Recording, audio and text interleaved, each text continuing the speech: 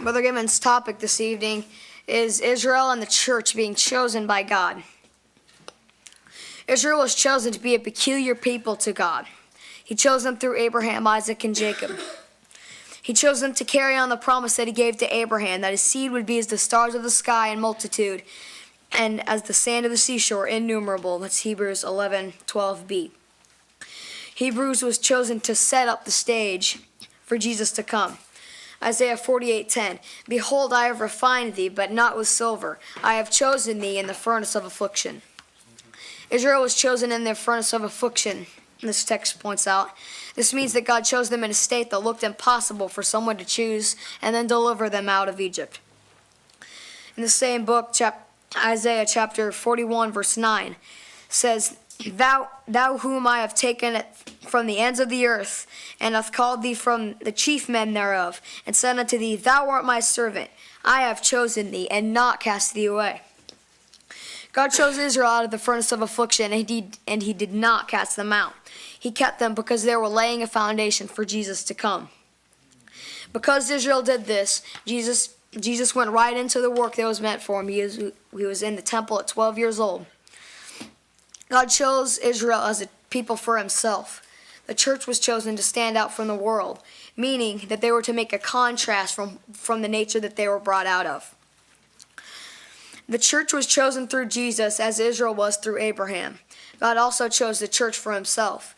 He did so that he could help us grow in him, so that we could please him.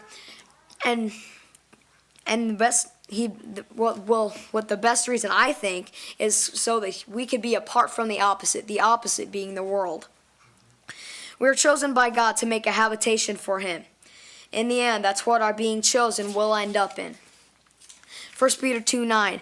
But ye are a chosen generation, a royal priesthood, and holy nation, a peculiar people, that you should show forth the praises of him who called you out of darkness and into his marvelous light. This text says that we are a royal priesthood and a chosen generation to God. We are chosen to show forth the praises of him who called us out of darkness and into his marvelous light. God set us apart to be a peculiar people. Peculiar meaning unusual or different. But we aren't strange to God. We're a peculiar people because the church is one of a kind. Deuteronomy 21:5. And the priests, the sons of Levi, shall come near, for them the Lord thy God hath chosen to minister unto him, and to bless in the name of the Lord, and by their word shall every controversy and stroke be tried. The Levites were chosen to minister to God. Israel was chosen apart from all the nations. And because of this, the Levites were chosen above the Israelites because of the special work they did. This includes offering sacrifices, praying for the people who they cleanse, and keeping a record of God's work. They were the ones fit for these jobs. The church was chosen above all others. The churches are the ministers to those who do not believe, but also to those who do. The people who do believe can be edified and encouraged by those who minister to them. It can also lift the spirits of those who minister to see that their labor was beneficial. We can only minister to fellow brethren, though, if we serve God first. When we minister to God, God gives us the power to minister to the brethren. Therefore, it will benefit God, the brethren, and us. Joshua 13:33. But unto the tribe of Levi Moses gave not any inheritance. The Lord God of Israel was their inheritance, as he said unto them. This establishes that the Levi did not get an inheritance in the land of promise. Their inheritance was God. That inheritance is better than anything else in the world, and the church's inheritance is the same.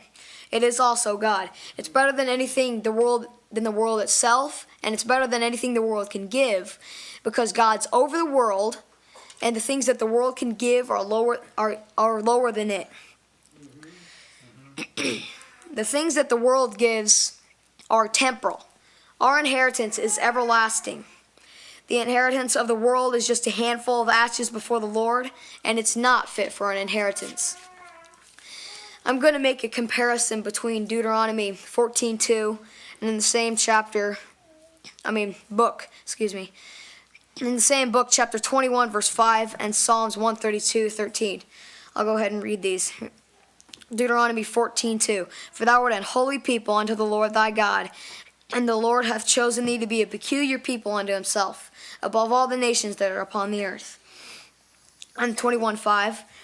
And the priests, the sons of Levi, shall come near, for them the Lord thy God hath chosen to minister unto him, and to bless in the name of the Lord. And by their word shall every controversy and stroke be tried. And Psalms 132:13. For the Lord hath chosen Zion, he hath desired it for his habitation. God chose something different in each of these texts. He chose Israel, he chose the Levites, and he chose Zion.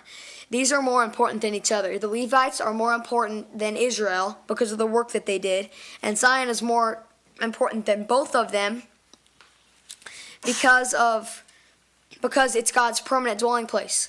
The one that he had with the Israelites was it was in the world, and the world will basically pass away. Zion is God's dwelling place in heavenly places, and it will not pass away. Zion doesn't and won't perish. In this, God's plan gains more and more momentum. First, he reveals a little bit of his plan by revealing Israel, choosing Israel, and then out of his chosen people, he chose the Levites, and higher still, he chose Zion, which was of more importance than both the Levites and Israel. When you're chosen by God, it's for a purpose. These reasons consist of ministering to God, being a habitation for him, being chosen in the furnace of affliction, and not being cast out. When you're chosen by God, it is for your good.